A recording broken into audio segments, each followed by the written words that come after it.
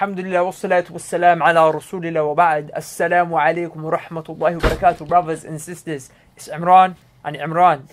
Don't know what time it is, you get me. So basically, Akhi, today we're going to touch upon something that is going to hurt the neo-militant atheists, because they feel like they have the moral high ground when it comes to what's right and what's wrong. You see that in their speech when Richard Dawkins says that Islam is the greatest evil in the world. You see that in the way that they say that how can God exist, an all-loving, benevolent God, when there is so much evil in the world? But we actually know that without God, without a divine moral agent, there is no basis for what's right and wrong. Please explain. Okay, let's look at the argument as it's put forth by the philosophers and stuff. So just to get perspective on it, what they say is, if God does not exist, then objective moral values and duties do not exist. Right?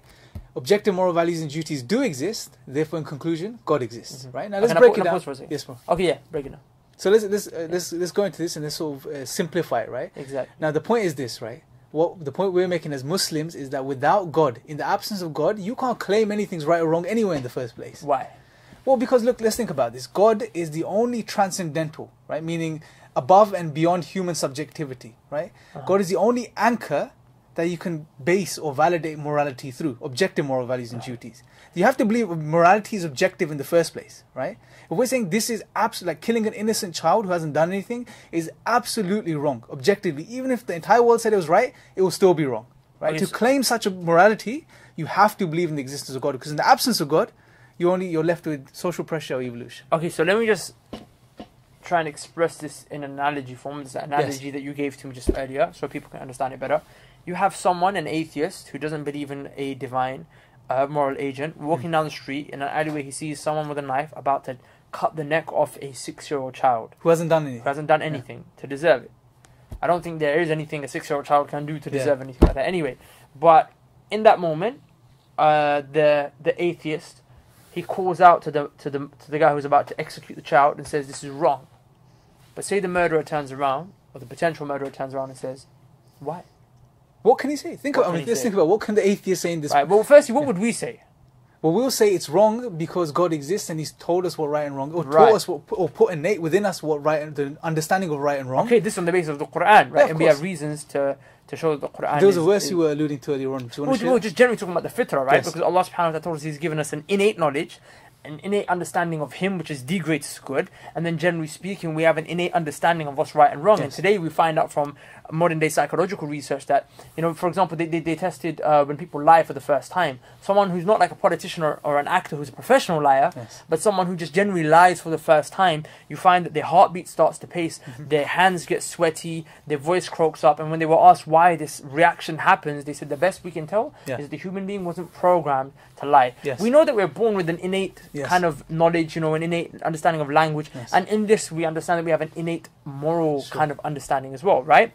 But coming to the point, the analogy, so the atheist, the response... Okay, he's standing there, right? And the murderer who's about to kill the child has just asked him, why is it wrong? Okay, so there's only 3 responses I've ever heard atheists come up with. What's evolution, that? consequentialism, and social pressure. Explain why all 3 of these do not explain morality. Very why easy, something could very be easy and briefly, right? Evolution doesn't work because evolution is... everything's evolving, right? So that means that your moral values and duties have evolved like your hands, teeth and nails, for example, have, right? So they'll continue to evolve. Also, you made the point it's subjective. Well, it's not... within from the evolutionary perspective, we can say it's subjective because what is evolution dictating? It's dictating survival value, right? So let's take it doesn't care about moral Let's take a crude example of rape. Survival, right? Reproduction. Like the white nurse shot. Yeah, exactly. So that doesn't work. Brush it aside. Social pressure. Right? It doesn't work. It's just a subjective opinion of a group of people. It could be of an individual, 2, 3, 4, 5, 10, 100 people. It's still subjective.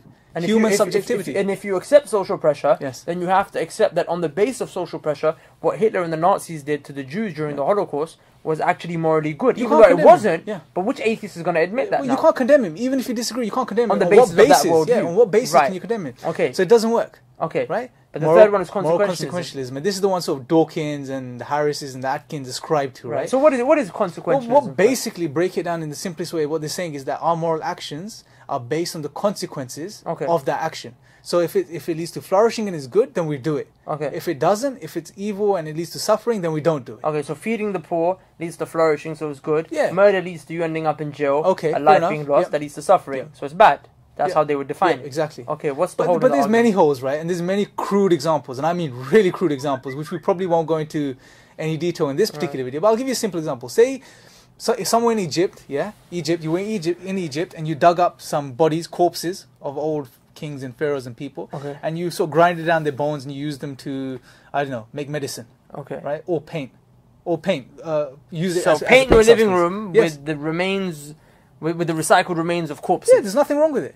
It's paint. I mean, the Because bodies are dead. there's no consequence. There's to no the action. consequence. There's no evil consequence, no harmful consequence coming out of that.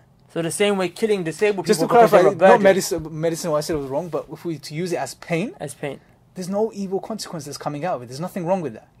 But morally, we know there's something not right about that. Yeah. Do you see? It's There's creepy, a thing, bro. yeah. And this is a simple example. I mean, if it doesn't make sense, we can give even more crude examples, right? So if any atheists do decide to comment under the video and they want more crude examples, we can provide more crude examples, right? But we don't want to do that. No, anyway, we don't want to do that right? right now. So I think, to conclude, bro, yeah, in the absence of God, Barakallah feek, that explains it.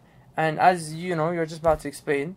Sorry for cutting you off Nice, in that man. as well. But in the absence of Allah, there is no explanation for morality. The Yes. only explanation is that there is a moral agent, and you can't say that. No, we're not going to explain it because Yes. it's there, it's in your face, Yes. and to not explain it is just irrational. let's put it this way. You want objective morality, you have to accept the existence of God. There right? is no other way. Or you can deny objective morality, then everything's subjective, and Yeah. shame on you, literally, Yeah. right? Shame on you because you can't condemn It anything. means that your children have no value. Nothing has any Right? value. You Everything can go goes. and rape if you want. Everything it's like goes. if it's arbitrary, right? Everything goes, bro. Rape, like I'm not into it, you're into it, that's okay, but I don't do it, right? Everything goes, bro. Let's Yeah. just put it as that, yeah? It's fine, man. Jazakallah khair, bro. Barakallah feek, man. Thank you so Assalamu much, alaikum, akhi, man. Assalamu alaikum wa rahmatullahi wa barakatuh. There's no consequence. Lawrence Krauss is also moral consequentialist. That's why he had no issue with incest. This is what happened in the debate, right? Right. Yeah. So on the basis of atheism, you can go around.